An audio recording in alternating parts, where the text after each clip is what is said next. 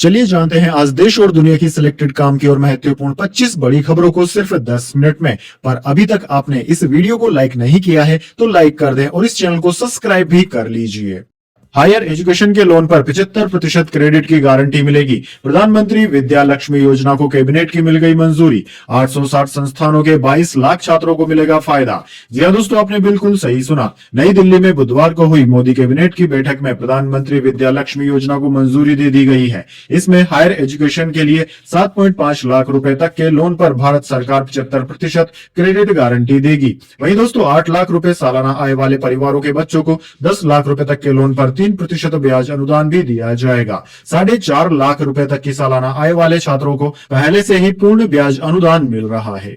चलिए दोस्तों जान लेते हैं अगली खबर। दिल से बधाई मेरे दोस्त, ट्रंप की जीत पर प्रधानमंत्री मोदी ने कुछ इस अंदाज में दी बधाई। दरअसल दोस्तों अमेरिकी के राष्ट्रपति चुनाव में डोनाल्ड ट्रंप ने शानदार तरीके से जीत हासिल की है। इस जीत पर प्रधानमंत्री नरेंद्र मोदी ने भी डोनाल्ड ट्रंप को बधाई दी है और मिलकर काम करने की प्रतिबद्धता भी जताई है। पीएम मोदी ने एक्स पर लिखा कि मेरे दोस्त डोनाल्ड ट्रंप को चुनाव में ऐतिहासिक जीत पर दिल से बधाई देता हूं। जैसा कि आप अपने पिछले कार्यकाल की सफलताओं को आगे बढ़ा रहे हैं, मैं भारत अमेरिका व्यापक वैश्विक और रणनीतिक साझेदारी को और मजबूत करने के लिए हमारे सहयोग को नए मुकाम तक पहुंचाने के लिए उत्सुक हूं। आइए मिलकर अपने लोगों की भलाई के लिए और वैश्विक शांति, स्थिरता और समृद्धि को बढ़ावा देने के लिए काम करते हैं। चलिए दोस्तों जान लेते हैं अगली खबर। नागपुर में राहुल गांधी बोले जातीय जनगणना जरूर होगी, कहा हम आरक्षण को 50% की दीवार भी तोड़ देंगे। महाराष्ट्र में आज से चुनाव प्रचार शुरू किया। जी दोस्तों, राहुल गांधी ने कहा कि देश में जातीय जनगणना होगी और इससे दलितों, ओबीसी और आदिवासियों के साथ हो रहे अन्याय का पता चलेगा। जातीय जनगणना से सब कुछ स्पष्ट हो जाएगा। सभी को पता चल जाएगा कि उनके पास कितनी शक्ति है और हमारी भूमिका क्या है। जातीय जनगणना विकास का प्रतिमान है। उन्होंने कहा कि हम 50% की दीवार भी तोड़ देंगे। दरअसल दोस्तों राहुल गांधी बुधवार को नागपुर में संविधान सम्मान सम्मेलन को संबोधित कर रहे थे। उन्होंने कहा कि हमें देश को बताना होगा कि हम देश में हाशिए पर पड़े 90% लोगों के लिए न्याय सुनिश्चित करने के लिए लड़ रहे हैं। चलिए दोस्तों जान लेते हैं अगली खबर। 900 करोड़ का हुआ घोटाला, पूर्व मंत्री समेत 22 पर एफआईआर। ईमेल आईडी से सामने आए अधिकारियों के नाम, फर्जी सर्टिफिकेट पर टेंडर दिए। जी हां दोस्तों, जल जीवन मिशन में हुए घोटाले को लेकर एंटी करप्शन ब्यूरो एनसीबी ने पूर्व मंत्री महेश जोशी समेत 22 लोगों के खिलाफ एफआईआर दर्ज की है। इसमें जेएमएम के वित्तीय सलाहकार, chief engineer, additional chief engineer, superintendent engineer और एग्जीक्यूटिव इंजीनियरों के नाम शामिल हैं। इस पूरे मामले में एसीबी को ईमेल आईडी से बड़ी लीड मिली है। एक आईडी की जांच करने पर सभी अधिकारियों के नामों का खुलासा हुआ जो फर्जी सर्टिफिकेट पर टेंडर देकर भ्रष्टाचार कर रहे थे। चलिए जान लेते हैं अगली खबर। अयोध्या के बाद अब हम काशी और मथुरा की तरफ बढ़ चुके हैं। महाराष्ट्र के वाशिम में बोले सीएम योगी आदित्यनाथ। जी हां दोस्तों, महाराष्ट्र के वाशिम में चुनावी रैली को संबोधित करते हुए यूपी के सीएम योगी आदित्यनाथ ने अयोध्या, काशी और मथुरा का जिक्र किया। उन्होंने कहा कि अयोध्या में अभी भगवान राम ने दिवाली का आनंद लिया है। पूरी दुनिया ने देखा कि कैसे अयोध्या दीपों से जगमगा रही थी। ये तो शुरुआत है, केवल अयोध्या ही नहीं, अब तो हम काशी और मथुरा की तरफ भी बढ़ चुके हैं। इसके साथ ही सीएम योगी ने फिर कहा कि बटिए मत, क्योंकि जब भी बटे थे तो कटे थे। एक है तो नेक है, एक है तो सेफ है। अपनी ताकत का एहसास करवाइए, जातियों में मत बंटना।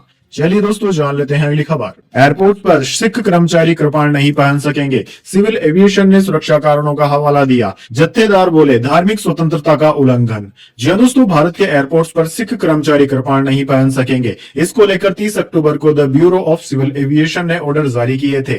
बीसीएएस ने अपने आदेश में कहा कि एयरपोर्ट्स पर कार्यरत सिख कर्मचारी सुरक्षा के मद्देनजर कृपाण नहीं पहन सकेंगे। एक दिन पहले ही सभी एयरपोर्ट्स के कर्मचारियों को यह गाइडलाइन मिली थी। बीसीएएस की तरफ से कहा गया है कि सिक्योरिटी प्रोटोकॉल की वजह से यह आदेश जारी किए गए हैं, जिसके बाद विवाद शुरू हो गया। वैसे दोस्तों आपको क्या लगता है, इस बारे में आपके क्या विचार है, कमेंट बॉक्स में जरूर बताएं। चलिए जान लेते हैं अगली खबर। जम्मू कश्मीर विधानसभा में 370 बहाली का प्रस्ताव हुआ पास। बीजेपी विधायकों ने किया हंगामा, दस्तावेज की कॉपियां फाड़ी, सीएम उमर अब्दुल्ला का पुतला भी जलाया। जी हां दोस्तों, जम्मू कश्मीर विधानसभा ने राज्य के स्पेशल स्टेटस अनुच्छेद 370 को फिर से बहाल करने का प्रस्ताव पास कर दिया है। हालांकि बीजेपी विधायकों ने इसका जमकर विरोध किया और प्रस्ताव की कॉपियां तक फाड़ डाली। विधायक वेल में जाकर नारेबाजी भी करते रहे। बीजेपी का आरोप था कि स्पीकर ने मंत्रियों की बैठक बुलाई और खुद ही प्रस्ताव का मसौदा तैयार किया। इसके बाद विधायकों ने बेंच पर चढ़कर हंगामा किया। हंगामे के चलते सदन की कार्यवाही गुरुवार तक के लिए स्थगित कर दी गई है। चलिए जान लेते हैं अगली खबर।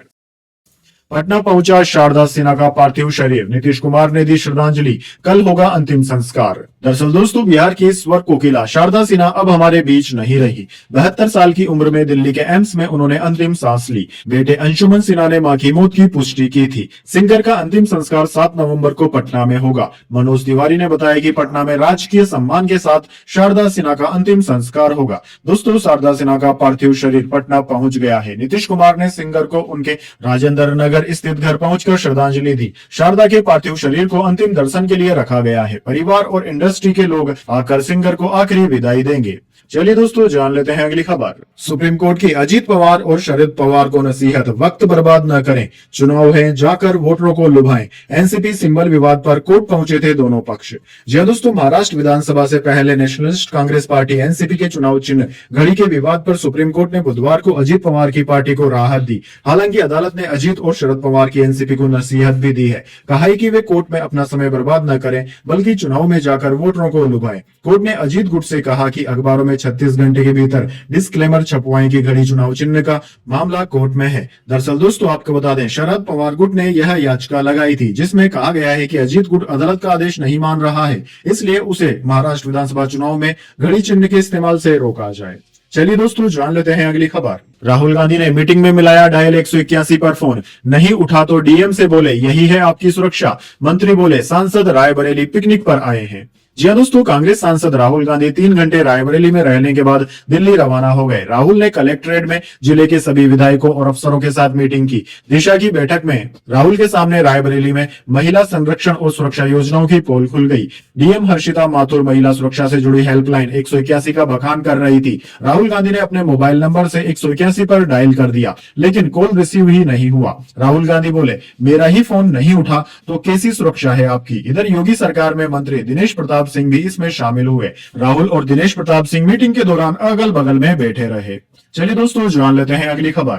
भड़काऊ भाषण देकर फंस गए मिथुन चक्रवर्ती, डिस्को डांसर के खिलाफ हुई एफआईआर, बढ़ सकती है मुश्किलें। जी दोस्तों, कोलकाता में भारतीय जनता पार्टी की एक बैठक के दौरान बॉलीवुड के डिस्को डांसर और दिग्गज राजनेता मिथुन चक्रवर्ती की भड़काऊ टिप्पणी के खिलाफ कोलकाता के सटे विधान नगर के एक पुलिस स्टेशन में एफआईआर दर्ज कराई गई है। गृह मंत्री की मौजूदगी में बीजेपी के सदस्यता अभियान के कार्यक्रम में मिथुन चक्रवर्ती की फिल्मी डायलॉग के खिलाफ कोशिश शाह नामक एक शख्स ने मामला दर्ज कराया है। आरोप है कि उन्होंने फिल्मी स्टाइल में एक डायलॉग का हवाला देते हुए कानून व्यवस्था को प्रभावित करने वाली टिप्पणी की थी। दरअसल दोस्तों, मिथुन चक्रवर्ती ने फिल्मी स्टाइल में कहा था कि तुम हमारे डाल का एक फल तोड़ोगे तो हम 4 तोड़ेंगे। उनके इस बयान को भड़काऊ माना जा रहा है, जिसके बाद उनके खिलाफ शिकायत दर्ज कराई गई है। चलिए दोस्तों, जान लेते हैं अगली खबर।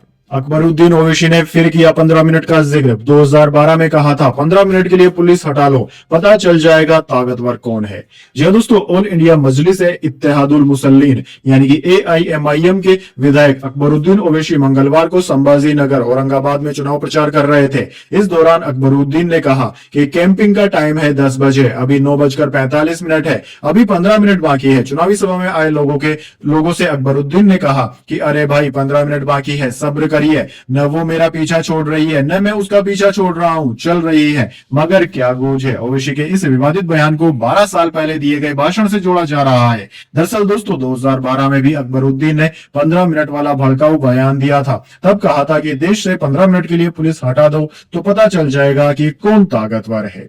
चलिए दोस्तों, जान लेते हैं अगली खबर। जब तक सूरज चांद रहेगा तब तक बाबा साहेब का नाम रहेगा, सीएम शिंदे ने संविधान पर कांग्रेस को घेरते हुए दिया बड़ा बयान। जी दोस्तों, महाराष्ट्र में विधानसभा चुनाव के मद्देनजर सभी पार्टियों के नेता प्रचार अभियान में जी जान से जुट गए हैं। इसी बीच शिवसेना प्रमुख और राज्य के मुख्यमंत्री एकनाथ शिंदे भी अपने उम्मीदवारों को जीत दिलाने के लिए पूरी ताकत लगा रहे हैं। सीएम शिंदे ने बुधवार को चेंबूर विधानसभा क्षेत्र में अपने उम्मीदवार तुकाराम काते के लिए प्रचार किया। इस दौरान उन्होंने संविधान के मसले पर कांग्रेस को भी घेरा। चेंबूर विधानसभा क्षेत्र में अपने उम्मीदवार के लिए प्रचार करते हुए उन्होंने संविधान को लेकर बड़ा बयान दिया। उन्होंने कहा कि जब तक सूरज चांद रहेगा तब तक बाबा साहेब अम्बेडकर का संविधान रहेगा। आज सुबह देवेंद्र फडणवीस ने भी राहुल गांधी को लेकर संविधान के बारे में बयान दिया था। इस बयान को लेकर कांग्रेस नेताओं और कार्यकर्ताओं ने सड़क पर उतरकर आंदोलन भी किया है। चलिए जान लेते हैं अगली खबर। अमेठी वाली गलती अब नहीं दोहराना चाहते राहुल गांधी, रायबरेली आकर दे गए बड़ा सियासी संदेश। जी हां दोस्तों, भारतीय राष्ट्रीय कांग्रेस के नेता और यूपी स्थित रायबरेली से सांसद राहुल गांधी ने अपने संसदीय क्षेत्र आकर बड़ा सियासी संदेश देने की कोशिश की है। राहुल गांधी रायबरेली आए, न कोई जनसभा की, न कोई सियासी बयान दिया और न ही उपचुनाव पर कोई बैठक की, सिर्फ सरकारी कार्यक्रम के लिए आए। रायबरेली को PMGSY योजना के तहत सड़कों की सौगात दी और चले गए। राहुल गांधी के इस नए सियासी स्वरूप से हर कोई हैरान है। चलिए दोस्तों जान लेते हैं अगली खबर। दिल्ली में यमुना किनारे नहीं होगी छठ की पूजा, हाईकोर्ट ने याचिका खारिज कर दी।